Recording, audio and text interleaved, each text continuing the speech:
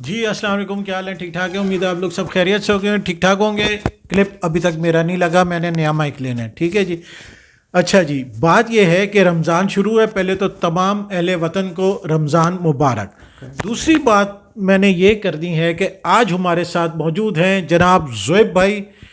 और मैं इनका क्या इंट्रोडक्शन कराऊं। इन्होंने वॉशिंग पाउडर की फैक्ट्री चलाई और तकरीबन 1 टन की कैपेसिटी थी।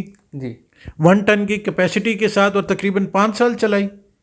तकरीबन 5 साल। तो आज हमारा मीटअप है जनाब ज़ुएब भाई से और इनसे खुली डुल्ली बात करेंगे।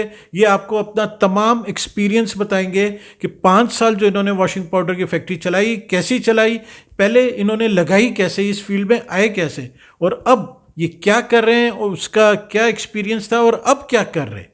ठीक है ज़ुएब भाई, क्या हाल है आपके? ठीक ठाक है? अल्हम्दुलिल्लाह, अल्लाह का शुक्र है। ठीक ठाक है। अब अल्हम्दुलिल्लाह। ठीक, ज़रा बताइएगा आप इस फील्ड में आए कैसे, वॉशिंग पाउडर वाले फील्ड में? मैं असल में मार्केट के काम से रिलेटेड था पहले भी। अच्छा। ऑलरेडी मार्केट का कर रहा था, वॉशिंग पाउडर का ही काम सेल से कर रहा था। लेकिन उसके बाद कुछ दोस्त अहबाब ने भी कहा, मशवरा दिया कि आप करें, इस फील्ड में आएँ। सेल तो से मुराद पहले आप यानी होलसेलिंग कर रहे थे? डिस्ट्रीब्यूशन लाइन में था। अच्छा, पहले डिस्ट्रीब्यूशन। यानी कि ऑर्डर बुकर के तौर पे, एज ए समझ लें कि ऑर्डर बुकर के तौर पे मार्केट में इन हुआ था। ठीक है, सबसे पहले फर्स्ट ठीक ऑफ है, ऑल। ठीक फिर है, उसके बाद मैं जो है वो डिस्ट्रीब्यूशन ले ली थी ठीक एक है। कंपनी की, यहाँ वो एक चला से रहा था। एक मैं थोड़ी सी बात काट रहा हूँ। यहाँ मैं वो बताना चाहूँ कि जो मैं आप लोगों को मोटिवेट करता हूँ कि आप करो काम, स्टार्ट तो करो यार, हिम्मत पकड़ो। ज़ुएब भाई उसकी मिसाल है। As a order taker market में आए थे और डिस्ट्रीब्यूशन लेके फिर इन्होंने अपनी फैक्ट्री लगाई। आगे चले। उसके बाद मार्केट डिस्ट्रीब्यूशन के बाद ऑलरेडी मार्केट चल रही थी। तो मेरा ये प्लान था कि उसके बाद कुछ डिस्ट्रीब्यूशन में मामला डिस्टर्ब हुए मार्केट के हवाले से। कुछ स्टाफ हम ऐसे मिले, सीधी सी बात है, हम तो नाम तो नहीं लेना चाहूँगा कि भाई मेरे साथ क्या मामला हुआ। हाँ हाँ, वो एक अलग टॉपिक है कि ठीक है। मार्केट में क्या इश्यूज आते हैं, मार्केट में वो डिस्ट्रीब्यूशन हम उस लाइन पर में भी आपसे क्या बात इश्यूज आते उस हैं, पर वो एक बात सेपरेट करेंगे, इशू उस है। पर भी बात जी जी। करेंगे कि क्या मुश्किलात आती हैं। लेकिन ये है कि मामलात मार्केट की तरफ से डिस्टर्ब हुए, कंपनी की तरफ से। फिर मैंने अपना शुरू कर लिया उसको वाइंड अप करके। ठीक है, अपना फिर वॉशिंग पाउडर का स्टार्ट किया। वॉशिंग पाउडर का अपना स्टार्ट कर लिया था, उसके अंदर और अपनी यूनिट लगा। मशीनरी पहले दिन ही ले ली थी आपने या पहले? नहीं, पहले मैंने जो स्टार्ट किया था ना, वो तकरीबन 500 केजी या 300 केजी राउंड अबाउट मैंने हाथ से बनाया था। यानी कि वो मशीनें, जैसे आप कहते हैं कि पहले मैनुअल सिस्टम था। पहले मैनुअल वो सिस्टम। हाँ। आम रूटीन में लोग अजीब सा समझेंगे, लेकिन फील उसमें ये था कि एज लाइक जैसे आप मिस्त्री मजदूर सीमेंट वगैरह मिक्स करते हैं, इस तरह हमने बेलचे वगैरह से घर के अंदर ही बेसमेंट में उसको अच्छा। मिक्स किया था, उसको तैयार किया था फार्मूला ओवरऑल। और फिर सही। उसकी पैकिंग की थी 5-5 केजी की। फर्स्ट ठीक। मैंने वो स्टार्ट किया था 5 kg 5 से। केजी से स्टार्ट किया था, 5 केजी की पैकिंग अपनी बनवा के। ठीक है। तो वो स्टार्ट किया था, वो अपने स्टार्ट। अपना ब्रांड शुरू पहले दिन से अपने ब्रांड से किया था? जी, ठीक है। उससे अपना ब्रांड स्टार्ट किया था। उसके बाद आहिस्ता आहिस्ता मार्केट में चलते चलाते जो है ना, पहले 5 केजी की पैकिंग निकाली, उसको मार्केट में दिया। उसके बाद थोड़ा सा एक्सपीरियंस बेहतर हुआ तो फिर हम लोग चले गए 10 वाले साशे की तरफ। अच्छा। 10 वाला साशे बनाया। हम्म। 10 वाला साशे के बाद जो है ना, उसकी मशीनों की परचेजिंग वगैरह पे आ गया आहिस्ता आहिस्ता ना। पहले हम लोगों ने किया था हाफ केजी पे। ठीक उसका है। मैनुअल रैपर मार्केट से मिल जाता है, एक पैडल वाला सीलर, एक सादा सा लिया सादा था। सीला लेके यानी बना कि लिया। समझ लें कोई 50,000 लाख रुपए की इन्वेस्टमेंट से से स्टार्ट काम किया था। स्टार्ट कर दिया था। ठीक है। 5 केजी की पैकिंग हो रही थी, केजी हाफ केजी की हो रही थी मैनुअली। वो मार्केट में जाना शुरू हो गया। मार्केट में फिर आपको पता है कंपटीशन है, मामलात हैं, ठीक है। सब चीज़ें हैं। सब लोग जानते हैं कि उस हवाले से जो है मार्केट में मुश्किलात आती हैं, परेशानियां आती हैं। सही है। जो लेकिन आपने मैन्युफैक्चरिंग जब शुरू की, उससे पहले आपने पहले सेल पर तवज्जो करके, जो सेल जिस तरह आप कह रहे हो पहले मार्केट में थे, तो आपका क्या है अभी? अगर कोई देखने वाले, क्या रेकमेंड करेंगे कि पहले सेल अपनी पक्की करें फिर मैन्युफैक्चरिंग की तरफ जाएं? ये जो यूट्यूब पर वो है ना कि आप 50,000 लगा के बस एक कमरे की फैक्ट्री लगाएं और रातों रात करोड़पति बन जाए, इसके ऊपर आपका क्या राय है इस पॉइंट पर? क्योंकि आपने दोनों काम किए, तो इस पॉइंट पर क्या राय है? मैं किसी को नेगेटिवली नहीं कहना चाहूँगा, लेकिन मैं रिकमेंड ये करूँगा कि फ़र्स्ट ऑफ ऑल कोई भी है अपनी फैक्ट्री लगाना चाहता है तो वो मार्केट से स्टार्टअप ऐसे ले कि बना बनाया वॉशिंग पाउडर आपको मार्केट से मिल जाता है। या कोई भी प्रोडक्ट कोई हो, भी प्रोडक्ट किसी भी FMCG। हवाले से है। देखें, आप अपनी सेल की डिमांड एक क्राइटेरिया होता है कि आप समझते हैं कि यार मैं यहाँ तक इस लेवल तक जाके मेरी सेल हो जाती है। एक जैसे हम वॉशिंग पाउडर की फील्ड लेते हैं, मेरा टारगेट ये होता है, अगर कोई मेरे से मशवरा लेता है तो मैं उसको फाइनली ये कहता हूँ कि सर आप कम अज़ कम अपनी कोई 1 टन के करीब मंथली सेल बनाएं, उसके बाद आप अपनी मशीनरी ऐड करें। आप 10-15 लाख रुपए की मशीनरी ले रहे हैं, कोई 5-7 लाख रुपए का रैपर, 20-25 लाख रुपए आप इन्वेस्ट कर रहे हैं, तो किस तरीके से? अच्छा, आप 20-25 लाख कह रहे हो, जबकि यूट्यूब पर और दूसरे सिखाने वाले कहते हैं जी आप 50,000 से भी काम शुरू कर सकते हो, लाख रुपए, 90,000 का मिक्सर है, 90,000 का ग्रेडर और फैक्ट्री चालू है। सर वो 90,000 का मिक्सर, वो आपको भी पता है, वो मिक्सर मैनुअल मिक्सर है, उससे काम नहीं होता। सीधी सी नहीं, वो बात है, रिबन वाला जो मोटर लगा के देते हैं, मोटर लगा के दे रहे हैं हम, वो 90,000 रुपये में नहीं है। फिर इसके लिए केमिकल की फील्ड है। मैं सबको यही समझाना चाहूँगा कि स्टील वाला मिक्सर सबसे बेस्ट है, क्योंकि केमिकल है, फ्यूम्स उड़ते हैं। मेटल वाला, लोहे वाला जो है ना, वो जंग लग के बिल्कुल ख़त्म हो जाता है। वो तो सारा स्टेनलेस स्टील का। तो वो स्टेनलेस स्टील का मिक्सर इस टाइम कमो बेश 1.5 लाख रुपए से नीचे कोई भी नहीं है। 1.5 से 2 लाख कितने केजी वाला?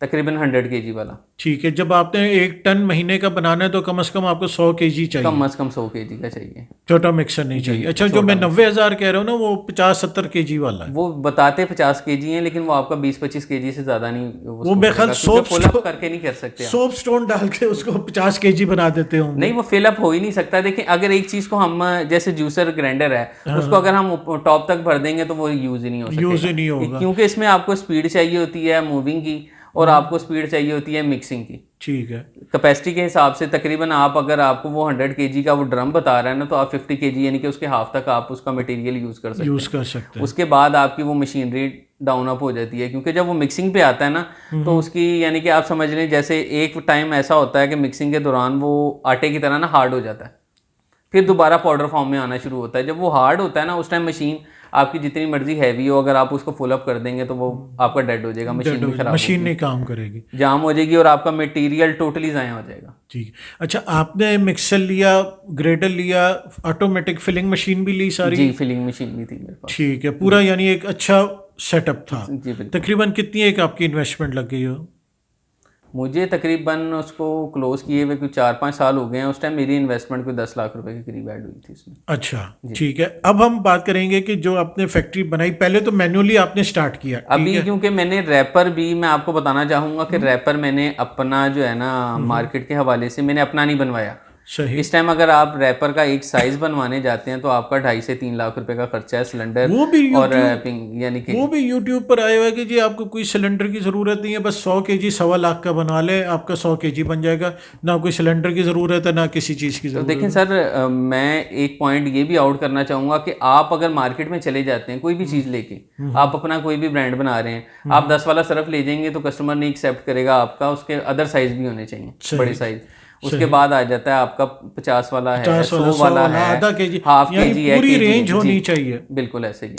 अदरवाइज कोई आपको ब्रांड मानता ही नहीं है, कोई कंपनी मानता ही नहीं है। अच्छा, अगर हम 1 या 2 वेरिएंट्स लेके जाएं तो वो बेचने में मुश्किल होगी, जाहिर बात है। देखिए, कुछ पॉइंट्स हैं, अब अगर हम लाहौर सिटी में आ जाते हैं ना, तो कुछ पॉइंट आपके साइड एरिया में ऐसे हैं जो वो 10-20 वाला सेल करते हैं या 50 वाला, और अगर हम सिटीज़ में आ जाते हैं तो half KG, 5 kg, 10 kg, 20 kg तक में।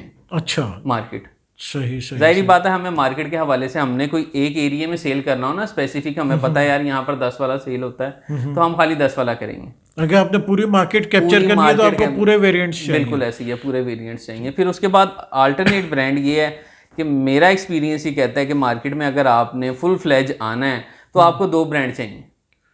अच्छा। एक लो क्वालिटी, मीडियम क्वालिटी जिसे आप कह लें, और एक बोनस टाइप या जो सस्ता 250-300-250 वाला, बोनस हो गया, सनलाइट टाइप का हो गया, इस तरह सस्ता वाले हो गए, सस्ते, और एक अच्छी क्वालिटी में। अब इसमें से डिपेंड करता है आपकी मार्केट की वर्किंग पे कि आप का कौन सा ब्रांड आपकी मार्केट में इन हो जाता है। सही। सिंगल ब्रांड भी काम नहीं करेगा, क्योंकि देखें कंपटीशन है मार्केट के अंदर। अक्सर लोग कहते हैं जी आप मीडियम अगर क्वालिटी बना रहे हैं, क्योंकि रैपर आपको दोनों के अलग देने पड़ेंगे। सही। मीडियम क्वालिटी है वो कस्टमर लाइक नहीं करता, आप उसको अच्छी क्वालिटी दे देंगे कि सर ये A+ क्वालिटी है हमारी, जस्ट लाइक ब्राइट, एक्सेल वगैरह बड़े ब्रांड हैं इस तरह की। अच्छा, और अगर बड़ा ब्रांड कहता है कस्टमर, हमें मार्केट है ना, कस्टमर हमें कहता है कि जी एक्सेल वगैरह के वैरायटी जो है आपकी महंगी है, मुझे सस्ता चाहिए। तो फिर आप हम अपना कहीं से भी स्पेस नहीं दे सकते, जाहिर बात है। जब मार्केट जाना है ना, तो हम हमने किसी भी पूरी कस्टमर को तैयारी के space साथ नहीं, पूरी जाना है। तैयारी के साथ जाना है कि हमारा शॉपकीपर हमसे स्किप करके ना कहीं से कहीं आगे और पीछे से हो। ले। अच्छा, अब आपकी फैक्ट्री की तरफ वापस आते हैं। आपने फैक्ट्री सेटअप की, फिर 5 साल बाद बंद कर दी, क्या वजह बनी, क्या मुश्किलात आई, क्या वजह बनी कि आपने 5 साल फैक्ट्री चला के फिर बंद कर दी? मार्केट में कंपटीशन ज़्यादा है, मार्जिन कम है, फिर जाहिर बात है लेबर के एक्सपेंस हैं, गोदाम के एक्सपेंस हैं। सिर्फ कहने की हद तक तो आप कह सकते हैं कि बड़ा आसान और अच्छा काम है, लेकिन जाहिर बात है आपको एक गोदाम लेना पड़ेगा उसके लिए, कमो बेश के। उसके बाद बिजली के बिल्स हैं, यानी कि समझ नहीं राउंड अबाउट। मैं आपको बुलाया ही जोएब भाई इसलिए कि आप बिल्कुल फर्स्ट हैंड इन्फो, आपके पास एक्सपीरियंस है, आपने बकायदा एक अच्छी साइज की फैक्ट्री चलाई हुई है। ये जो यूट्यूब पे एक कमरे वाली फैक्ट्री को प्रमोट कर रहे हैं कि जी बस आपने ये 50 kg वाला मिक्सर लेके और फैक्ट्री स्टार्ट कर देनी है, उसकी हकीकत क्या है? क्या वो वाकई फिजिबल है कि नहीं है? क्योंकि आप एज अ होलसेलर डिस्ट्रीब्यूटर भी मार्केट में इस वक्त मौजूद हो और मुख्तलिफ ब्रांड्स की डिस्ट्रीब्यूशन है, तो आया इन छोटे लेवल के जो मैन्युफैक्चरर्स हैं, इनकी मार्केट में गुंजाइश है, या ये कामयाब हो सकते हैं, या इनको ये नहीं करना चाहिए, इसकी जगह कुछ और करें? क्या करें? थोड़ा इनको आप कैसे गाइड नहीं, मैं करोगे? ऑडियंस को इस हवाले से तो गाइड करूंगा कि देखें, काफ़ी हद तक हमें बेवकूफ़ भी बनाया जा रहा है कि एक कमरे की फैक्ट्री लगा लें। देखिए, मैंने आपको सबसे पहले कहा कि हम मार्केट में जाते हैं ना, हमें मार्केट में कई तरह के सवाल फेस करने पड़ते हैं कि जी ये क्या क्वालिटी है, किस क्वालिटी का है, हमें अच्छा चाहिए, कोई कहेगा हमें हल्का चाहिए, कोई कहेगा हमें रेट्स के हवाले से फिजिबिलिटी चाहिए। तो ये आप पे डिपेंडेड है। जाहिर बात है, आप एक क्वालिटी लेके चले जाएंगे तो आपको कुछ भी नहीं है। आपको उसका इशू यानी कि जो है क्वालिटी वाइज, कस्टमर आपको कह रहा है कि जी मुझे अच्छी चाहिए या हल्की चाहिए, आप मार्केट के हवाले से फुल तैयारी से जाएंगे तो आपको मज़ेदारी है। अगर आप मैं आपकी बात काट रहा हूँ, सॉरी। वही मैं अपने तमाम ऑडियंस को, व्यूअर्स को यही बता दूँ कि पहले आप अपनी मार्केट का सर्वे करो, आपने बेचना किधर है। मेरे पास इतने मैसेजेस आते हैं, सर हमें बस फार्मूला बता दें, ऐसा फार्मूला बताएं कि जो एरियल के मुकाबले का हो और कॉस्ट उसकी आए बिल्कुल जैसे हम नमक बना रहे हैं। तो ये चीज़ पॉसिबल नहीं है, बिल्कुल नहीं। आप पहले अपनी मार्केट का सर्वे करो कि आपकी मार्केट को आखिर चाहिए क्या, आपके कस्टमर को चाहिए क्या, रिक्वायरमेंट क्या है, बिल्कुल ऐसे ही। रिक्वायरमेंट क्या है, उसके हिसाब से फिर आप मैन्युफैक्चरिंग आओ। और उसमें भी जब तक आपकी 1 टन की सेल ना हो, मशीनरी की तरफ मत आओ। ऐसा ही है ना? ऐसा ही है। देखें, आसान सा हल है। मैं आपके व्यूअर्स को ये भी बताऊंगा। देखें, आप मशीनरी लेते हैं, किसी भी हवाले से मशीनरी आप परचेज कर रहे हैं, आपने मिक्सर लेना है, आपने ग्राइंडर लेना है, उसके बाद आपने पैकिंग मशीन लेनी है। तकरीबन राउंड अबाउट आपको ये कम बेश आजकल अगर यूज़ में भी लेंगे 6-7 लाख रुपए की मिलेंगी, सही मशीनरी अगर हो, जो परफेक्ट मशीनरी होगी ये ब्रांड वो की। 10 डब्बे वाली, 10 टापों वाली नहीं, जो वो वाला उसका फायदा कोई नहीं उसका है। वो फायदा देखें, कोई आप नहीं। रिपेयरिंग रोज करवाते रहेंगे, रोज परेशान होंगे, कभी हीटर खराब हो गया, कभी कभी सीलर ये खराब हो गया, कन्वेयर सीलर है, यानी कि ये सब चीज़ें हैं। ठीक है। अदरवाइज मैं आपको बताऊं, एक जनरली बात है कि आपकी ये इन्वेस्टमेंट 7-8 लाख रुपए की है, कम से और कम। अच्छे ब्रांड में चले जाएंगे तो 10 से 15 लाख रुपए की है। सही। लेकिन मैं ये समझाना चाहूँगा कि देखें, एक छोटा सा पॉइंट है। वो पॉइंट ये है कि अगर आप इसको अल्टरनेट चेंज कर लेते हैं अपने हवाले से कि मैं 1 टन मैक्सिमम, एक ह्यूज अमाउंट है 1 टन का। हम एक लोकल लेवल पे जो भी कारोबार शुरू करना चाह रहे हैं ना, उसको कहते हैं कि 1 टन का टारगेट है आपके लिए, कि जब आप 1 टन सेल करना शुरू कर देंगे ना, आपको समझ आएगी कि क्या प्रॉफिट आ रहा है उसके अंदर। ठीक है। उसके बाद आप इन्वेस्टमेंट करें। अब 1 टन का टारगेट ये है आपका, आप करते हैं, आप बहुत सारे हैं लोग मैन्युफैक्चरर अभी भी मार्केट में मौजूद हैं। आपने जिस रेट पे आपने मटेरियल परचेज करना है मशीनरी लेने के बाद, जब आप 10-20 बैग, 5-10 बैग सोडे के ले रहे हैं, इसके अलावा बाकी केमिकल्स के ले रहे हैं, तो आपको वो रेट नहीं मिलेगा जो हाई लेवल पे जो बल्क में बना रहा है, लेने बल्क में बना रहा है। बिल्कुल जिसकी कैपेसिटी है महीने की 50 टन की,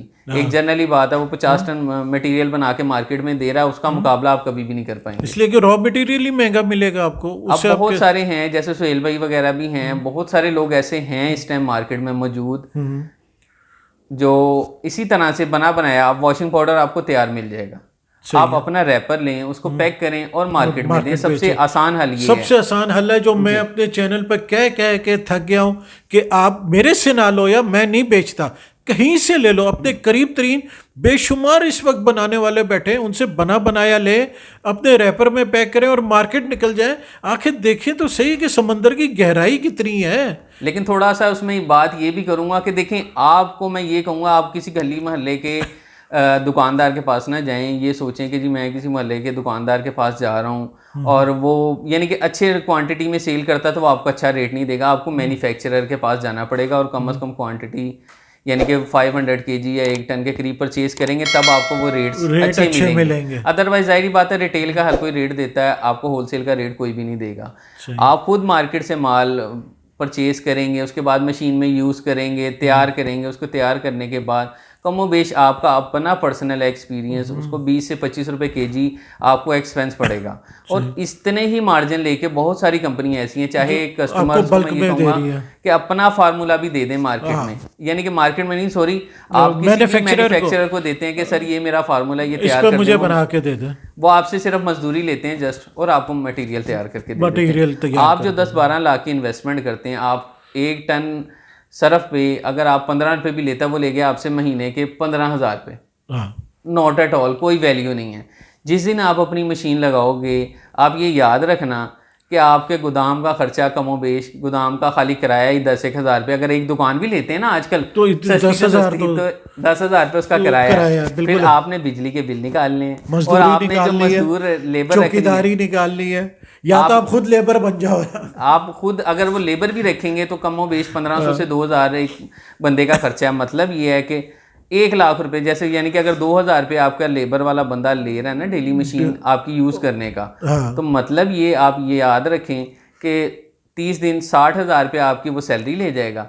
उसके बाद आपका गोदाम के एक्सपेंस हैं, बिजली के बिल डाल के आपको 1 लाख रुपया पड़ गया। अगर आपने फ़र्ज़ करें 1 टन नहीं चलें, मैक्सिमम आपने बड़ी छलांग मारी 2 टन माल सेल 2000 kg बना लिया, 2000 kg आपने पूरे महीने में सेल कर लिया, तो अब मुझे बताएं आपने 15 लाख की इन्वेस्टमेंट भी फ्लॉप की अपनी। और दूसरा ये है कि आप अगर किसी से भी ले रहे हैं, आपको 30,000 का एक्सपेंस पड़ा, वहां आपको अपनी फैक्ट्री लगा के लाख रुपए का टेंशन भी हुई, 1 लाख रुपए का एक्सपेंस। आज लेबर आई है नहीं आई है, आज बिजली चले गई है, मशीनरी मिक्स हो रही थी, चलते चलते मोटर खराब हो गई है, मटेरियल आपका पड़ा है मशीन के अंदर और मोटर बंद हो गई है। तो ये सब झंझट छोड़े, मार्केटिंग और सेल्स में आए। अब अगला टॉपिक हमारा ये है कि जोएब भाई जो है अब डिस्ट्रीब्यूशन और होलसेल में, उसका आप हमें गाइड करो, वो उसमें आप क्या करो। वो तो आपका खैर बेसिकली सबसे पहला काम ही वही था। बिल्कुल ऐसे ही है। तो अब आप कंपनीज की डिस्ट्रीब्यूशन भी कर रहे हो, इसमें क्या आपको मुश्किलात हैं, या ये उसकी मैन्युफैक्चरिंग की निस्बत ज़रा आसान है, या इसमें क्या आपको प्रॉब्लम्स फेस करनी पड़ती हैं? इसमें आसान भी है, थोड़ी सी प्रॉब्लम होती है मार्केट के हवाले से, वो तो जाहिर बात है, ओवरऑल कोई भी काम करना है ना, पेमेंट्स के हवाले से कंपनीज का कोई इशू नहीं आता। यानी कि जाहिर बात है वो आपके अपने ऊपर है कि अगर आप किसी को क्रेडिट देते हैं तो आपकी पेन है कि जी आपने उसको क्लियर करवाना है, अदरवाइज कंपनी कभी भी प्रेशर नहीं देती। इसमें कितनी एक इन्वेस्टमेंट से आपने काम शुरू किया? ये तो मुख्तलिफ हैं, डिपेंड होता है कि आप किस ब्रांड से काम कर रहे हैं। एक मिनिमम कितनी अमाउंट किसी के पास हो तो वो कर सकता है काम? देखें छोटे ब्रांड जो हैं वो 4-5 लाख रुपए तक भी हो जाता है। अच्छा, यानी कि 0.5 मिलियन। और जो बड़े ब्रांड हैं वो काफ़ी आप भी चले जाते हैं, वो तो फिर बड़े उसमें चले जाते हैं। इसमें सेल जो है वो ज़्यादा क्रेडिट है या कैश है? वो आपके अपने ऊपर डिपेंड है। यहाँ तो एक मिथ बनी हुई है ना कि उधार के बगैर मार्केट में माल बेच ही नहीं सकते। सर ये एक फ्लॉप तरीका है। अच्छा, अगर आप देखें तो ये एक फ्लॉप तरीका है। मैं आपको सोहेल भाई बीइंग यानी कि आप कह लें कि आपको अगर एक शॉपकीपर के तौर पे कोई भी चीज़ ला के देता हूँ, मैं कहता हूँ सोहेल भाई ये चीज़ है हमारी, ये मैं आपको दे रहा हूँ, तो ये आपने बेच के पैसे देने हैं। अब आपके पास कस्टमर आ रहा है, आपकी जेब से पैसे नहीं लगे हुए, आप कभी भी फोर्स नहीं करेंगे। सही है। आप कहेंगे यार ये चीज़ है, कस्टमर ने कहा नहीं यार ठीक है, आपने दूसरी दी, आप क्योंकि आपको पता है यार मेरी इन्वेस्टमेंट। अब आपको ये भी माइंड में होना चाहिए कि अगर ये मेरी चीज़ है ना, आपको ज़हन में दूसरी बात इसलिए आप फोर्स नहीं कर रहे होंगे कि आप बेचेंगे तो आपको मुझे पेमेंट करनी पड़ेगी। आपका डिस्प्ले भी डिस्टर्ब होगा। आपका एक डिस्प्ले बना हुआ है ना, मेरी एक आइटम एक पीस तो नहीं आएगा, जाहिर बात है 200-400 पीस आ रहा है, डिस्प्ले भी खराब होगा साइज में। तो आप कहेंगे यार अगर मैंने ये सेल करना है ना, तो पेमेंट अब वो क्या होगा, जो मेरी चीज़ अगर कैश पे आपने ली हुई 1 हफ्ते में सेल करनी थी ना, वो हो सकता है मे बी आप 1 महीना भी लगा दें उसको, सही 1 महीना भी लगा दें, क्योंकि आपको पता है कि यार मैंने इसको पैसे देने हैं, मैंने सेल करनी है, और इसको पैसे मेरा वो जो डिस्प्ले है वो भी खराब हो जाना है। डिस्प्ले भी खराब हो जाना है। और दूसरा ये है कि जाहिर बात है जो मेरी अपनी इन्वेस्टमेंट है वो तो मेरी बाहर आ रही है, ये तो मेरी लगी भी नहीं है, मुझे किस चीज़ की हेडेक जरूरत है। तो वो दुकानदार पहले कोशिश करते हैं जो उसने अपनी खरीदी हुई चीज़ है पहले वो बेचे, पहले वो बेचे। या फिर दूसरा अल्टरनेट ये होता है, अगर वो बेच भी देता है ना, वो आपको शो ही नहीं करवाएगा कि बेच उसका माइंड ये होता है कि यार मैं इसको बेच के ना इनके पैसे इनको जरा घुमाऊं फिराऊं। तो या जो हमारा एक ट्रेंड है टोपी घुमाने का, हाँ जी, टोपी घुमाने का, आज आ जाएं कल आ जाएं जैसे मर्जी, यानी कि इस तरह इस टाइप के लोगों के व्यूज आना शुरू हो जाते हैं दुकानदार के, आज आ जाना कल आ जाना 1 हफ्ते बाद आ जाना। हमें वाकई ही ऐसे मामला फेस करने पड़ते हैं, बहुत सारे लोग ऐसे होते हैं कि हम 10-10 चक्कर लगा लेते हैं उनके पास। अच्छा। वो जी आप नेक्स्ट वीक में आ जाना, इंशाल्लाह फलाने दिन लाजमी पेमेंट हो जाएगी। मार्केट का असूल है, हो जाता है। हालांकि जोएब भाई एक अच्छे ब्रांड का माल बेच रहे हैं, अच्छे एक बड़े ब्रांड की डिस्ट्रीब्यूशन है, उसके बावजूद भी मार्केट में ये है, पर मेरा ख्याल ये बहुत कम अब आपको फेस करना पड़ता होगा क्योंकि आपके पास ब्रांड अच्छा है। वो तो जाहिर बात है बहुत कम होता है, लेकिन चंदे का आपको पता निकल ही आते हैं, वो जाहिर बात है। वो यानी कि समझ लें गिनती के 2-4 अफराद होते हैं, बाकी ज्यादा आप कैश पर ही कर रहे हो जी। अच्छा, ये मिथ भी अब गलत होती जा रही, गलत से मुराद है ख़त्म होती जा रही है कि मार्केट में लोग इतने कोई गंदे हो चुके हैं, अब बेचने वाला भी इतना कोई परेशान हो चुका है कि वो कहता है यार कैश पे लेना है तो लो, नहीं तो मैं बेचना ही नहीं है। अब इस तरह चूंकि इतने लोग फंस चुके हैं, अपनी इन्वेस्टमेंट्स अपनी पूरी जमा पूंजी उड़ा चुके हैं कि अब वो दुकानदारों की बातों में भी अब मैंने देखा है, कई मुझे 1-2 लोग मिले कि वो कहते हैं कि कैश नहीं लेना था, छठो असी बेचना ही नहीं। अब दुकानदार भी आहिस्ता आहिस्ता मेरे ख्याल अब इस पॉइंट पर समझ रहे हैं कि भाई हमने भी जितना घुमाना था माल लेना है घुमा चुके हैं। ऐसे ही है, वो दुकानदार को अब ये माइंड में आ रहा है कि अब मैंने ब्रांड का माल लेना है तो मुझे कैश देना पड़ेगा, कैश देना पड़ेगा। अब लोकल किसी को बेवकूफ़ बना सकता है, लेकिन ब्रांड में बेसिकली क्या होता है कि किसी भी ब्रांड में है ना, जो टीम है वो ऑलरेडी पिछले 5 साल से 4 साल से 3 साल से एक ही टीम चल रही है। सही। लोकल में तो जाहिर बात है मैंने बनाया, मैं दुकानदार के पास लेके चला गया, यार ये मेरी आइटम है, दूसरे ने बनाया वो ले गया। ब्रांड के हवाले से ज़्यादातर टीम सेम होती हैं, मतलब ये है कि 3-4 साल से कर रहे हैं। अब उसको पता है कि यार मेरे पास आया, फर्ज करें अब सुहेल भाई की पेमेंट है, मैंने कहा जी आज कल परसों, अब सुहेल भाई को पता है ये 3 साल से काम कर रहे हैं, इन्होंने नेक्स्ट टाइम मेरे से थोड़ा सा साइड पे हो जाना कि यार ये मुझे चक्कर लगवाते हैं। अब बेसिकली हमारे लोग ये चीज़ नहीं समझेंगे कि आपका टाइम ज़ाया होता है। वो आप पेमेंट लेने जाते हैं किसी के पास, आपके 2 घंटे गए, जो टाइम के अलावा पेट्रोल, मैं ये देखा है कि वो कहते हैं यार वापसी पर ले जाना, यार आगे निकल जाना, वापस किसने आना है? बिल्कुल पैसे पड़े भी हैं, देने भी हैं, पर वापसी पर ले जाना। ये माइंड नहीं बनाते कि जी हमारे पास हैं तो हम दे के खत्म करें। कुछ ये कहेंगे कि थोड़ी हमारे अंदर इंसानियत भी खत्म हो चुकी है, सीधी सी बात। थोड़ी नहीं, काफी हो चुकी। आप ये देखो ना यार, रमजान शुरू हुआ है और हम लोगों की सब्जी फ्रूट कितना महंगा हो गया, और जिनको हम अपना दुश्मन समझते हैं उनकी सॉफ्ट ड्रिंक्स और पिज्जा बर्गर वगैरह आ गई हैं उसके ऊपर, उनके ऊपर स्कीमें आ गई हैं, वो सस्ते हो गए और हमारी सब्जी फ्रूट महंगा हो गया। ये हमारी जो नेचर है वो ये नेचर है। फिर बस इसके अब हमने इस सब प्रॉब्लम्स को साथ लेते हुए बिजनेस में आना है। मेरी जो मकसद है इन वीडियोस बनाने का वो यही है कि मैं आप लोगों की मुलाकात ऐसे लोगों से कराऊं जो प्रैक्टिकली इस बिजनेस में मौजूद हैं, काम कर रहे हैं, पिछले काफ़ी अरसे से काम कर रहे हैं, उनके एक्सपीरियंस से आप सीखें और अपने आगे फैसला करें कि हमने क्या करना है। हो सकता है कि इन बातों से आप कुछ सीखें और अपने बिजनेस को ज़रा स्मूथ लाइन करें, बेहतरी लाएं, और कोई चेंजेस करना चाहते हैं या करनी पड़ती हैं तो आप ज़रूर करें। एक जोएब भाई मैं आपसे जो फैक्ट्री के हवाले से पूछूं, आपने जब फैक्ट्री बंद की उसमें मेन इशू यही था कि ओवरहेड ज़्यादा थे, सेल में तो मुझे नहीं लगता आपको कोई प्रॉब्लम होगी। एक्सपेंस काफ़ी ज़्यादा बढ़ना शुरू हो गए थे, आपको पता होगा, महंगाई, बिजली वगैरह, जी बिल्कुल, उस वजह से ओवरहेड्स ज़्यादा हो गए थे। तो बेस्ट तरीका जिस तरह मैं आप सबको बताता हूँ कि शुरू में जब तक आपकी मैं तो 500 kg कहता हूँ, जोएब भाई ने 1 टन का है, 1 टन मंथली सेल ना हो जाए, आप अपने मैन्युफैक्चरिंग की तरफ ना जाएं, बाहर से बनवाएं, अपना फार्मूला दे के बनवाएं, और ये जहन से निकाल दें भाई कि कोई एक ऐसा फार्मूला होता है जो रातों रात आपको 50,000 से करोड़ अमीर बना देगा, ऐसी कोई बात है? मैं ख्याल शुरू में भी आपने जरूर देखी होंगी ऐसी वीडियोस। देखिए हम लोग मार्केट की फील्ड है ना, हम लोग डिवाइड करते हैं आमतौर पे पूरे महीने को आपको भी बताना चाहूंगा कि पूरे महीने को हम डिवाइड करते हैं 25 से 26 दिन पे। बाकी 4 तो दिन हम छुट्टियों के निकाल देते हैं, छुट्टियों ठीक के है? निकाल। अब 25 दिन, एक दिन एक्स्ट्रा छुट्टी का आप निकाल दें, 26 दिन भी होता है, 25 कर लें। 25 का मतलब ये है कि आपको मैंने कोई नो डाउट इतना बड़ा कोई टारगेट नहीं दिया।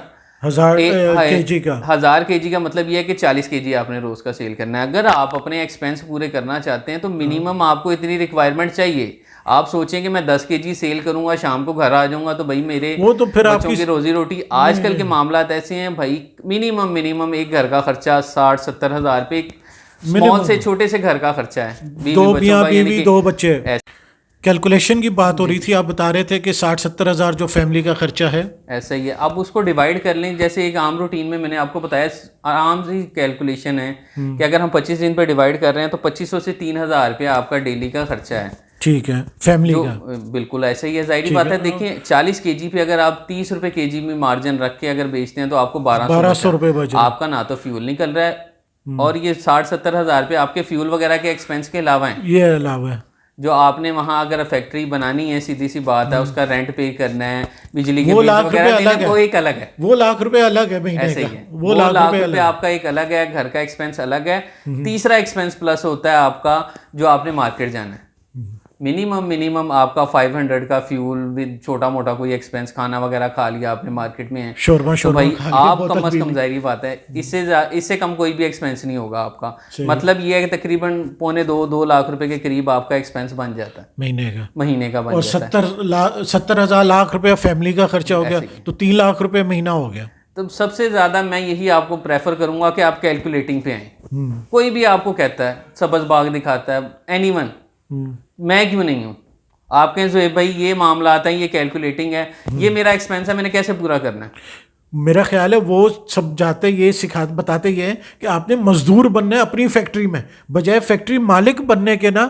वो बेसिकली बताते हैं कि आपने अपनी फैक्ट्री में मजदूरी कर दी है। सोहेल भाई देखें, मजदूरी करके भी कस्टमर हमारा जो है ना इतना नहीं मार्जिन लेके जा सकता। एक आसान सा रेफर दिया है कि अगर आप कहीं से भी एनीवन किसी से आप बना बनाया लेके आप सेल आउट करते हैं, आपका वो जो 1 लाख रुपए महीने का एक्सपेंस है ना, वो गया, वो हमने कर दिया साइड पे। क्यों? हमने बना बनाया लिया, मार्केट से लेके सेल कर दिया, वो लाख रुपए बचत हो गई ना, वो एक एक्सपेंस आपका कम हो गया। अगर आप 1.5-2 लाख रुपए पे जा रहे थे तो आपको फैमिली, यानी कि बात ये है कि आप अपनी चीजें बेच के क्यों किसी रास्ते पे जाया करते हैं?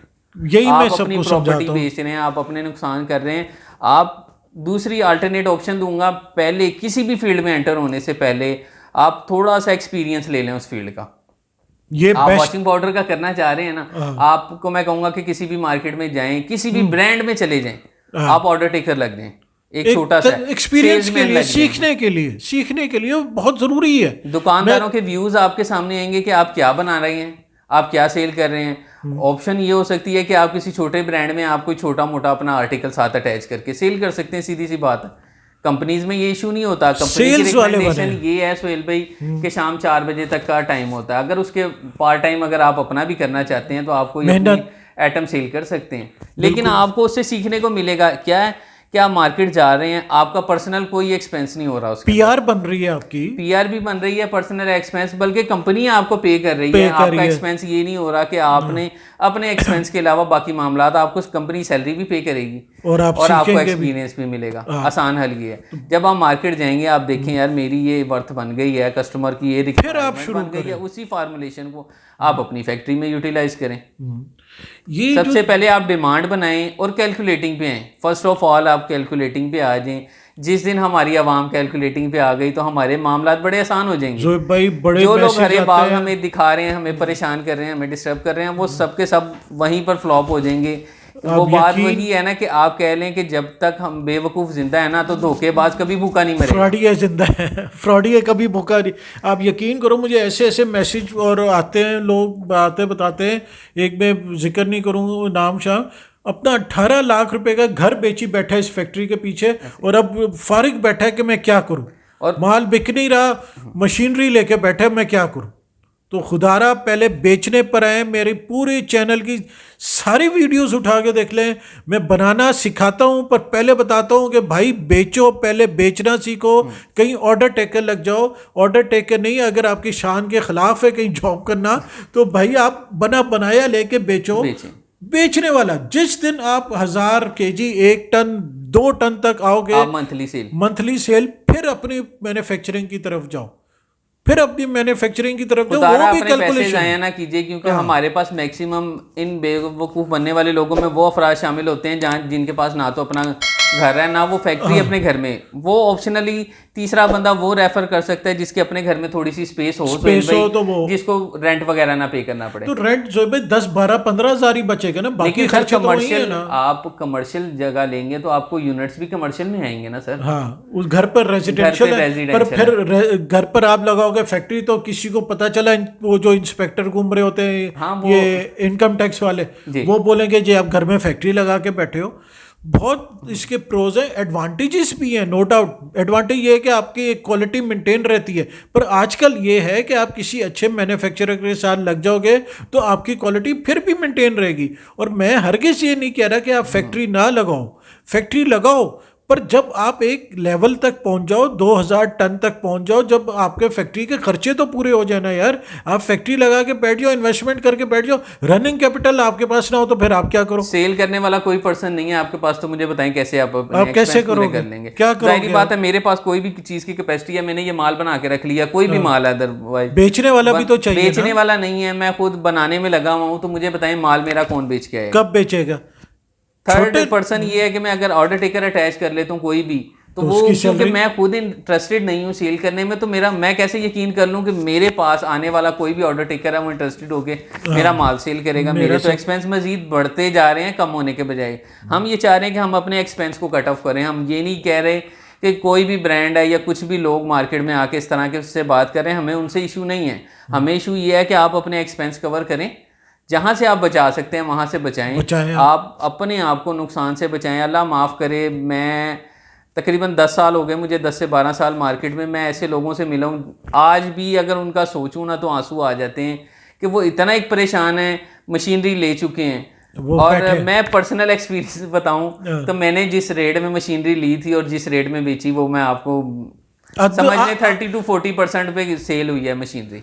हालांकि मैं इस फील्ड से रिलेटेड हूँ, मैं किसी को भी बेवकूफ़ बनाता कि भाई इतने लाखों रुपया कमा लोगे तो ये मशीन ले लो, कोई भी ले लेता, लेकिन नहीं सर, वो बात किसी को बेवकूफ़ बनाना, अल्लाह के क्या जवाब देना है? मुझे भी कई लोग आते हैं, मैसेज आते हैं, सर हमें मशीनरी रेकमेंड कर दें, आप मशीन बेचें। तो भाई कोई मशीनरी नहीं बेचता, मैं सिर्फ आप लोगों को कहता हूँ बनाओ ज़रूर, पर पहला काम है सेल्स। सीखो और बेचो। जब तक आपको बेचना नहीं आएगा, आप कोई भी प्रोडक्ट बनाकर उसको क्या घर में तो नहीं रखना ना भाई, बेचना है ना, ठीक है ना। तो उम्मीद है आपको ये वीडियो पसंद आई होगी और ज़ोएब भाई से बातें आपको सीखने को मिली होंगी। तो पसंद आई हो तो लाइक शेयर ज़रूर कीजिएगा और चैनल को सब्सक्राइब करना ना भूलिएगा। जज़ाकल्लाह।